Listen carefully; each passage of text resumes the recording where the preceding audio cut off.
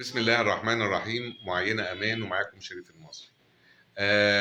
نفسك ما تتحطش في موقف صعب، نفسك ما تتحطش في اختبار، كمان نفسك ما تتحطش في بلاء من عند ربنا، بس حيران انت كمان عايز تاخد ثواب الموقف الصعب، ثواب الاختبار، ثواب الابتلاء من غير ما تتحط فيه.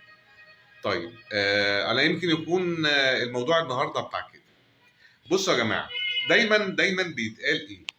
او اللي احنا بنسمعه ان ربنا حطه في اختبار او ابتلاه لحاجه من اتنين: اما ان ربنا سبحانه وتعالى عايز يرفعه درجات، واما ربنا سبحانه وتعالى عايز يكفر عنده حاجه هو عملها قبل كده. بمعنى ايه؟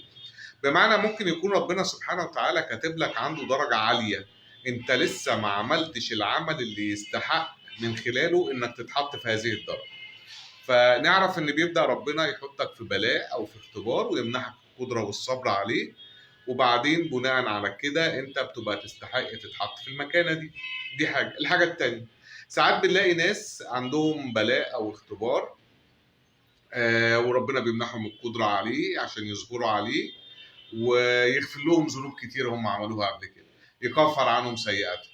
طيب احنا بنتمنى ان احنا ناخد جزاء الاختبار وجزاء البلاء، لكن كمان مش عايزين نتحط فيه.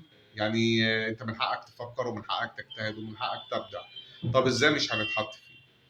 اذا كانوا هم عشان تبقى بدرجه عاليه، واذا كانوا هم عشان تكفر عن سيئاتك، يلا نعمل حسنات اكتر، يلا نتقرب لربنا اكتر، يلا نزود من عبادتنا، يلا نزود من الصدقه. احنا عملنا مجموعه حلقات عن الصدقه دي. يلا نكلم الناس كويس، يلا نبتسم في وشهم، يلا نسمع المحتاج يحكي لنا، يلا نشارك اللي عنده فرحه، يلا نشارك اللي عنده مشكله، يلا نشارك الناس دي، يلا نعمل صدقات كتير، يلا نطلع فلوس. حتى صدقه هي مش فلوس بس، لكن نطلع فلوس مش كتيره على حسب قدرتنا، لكن نطلع.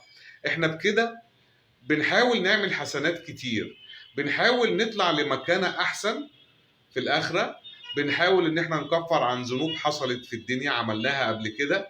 فيمكن ده وإن شاء الله ده يكون سبب إن احنا ناخد ثواب الابتلاء وثواب الاختبار من غير ما نتحط فيه.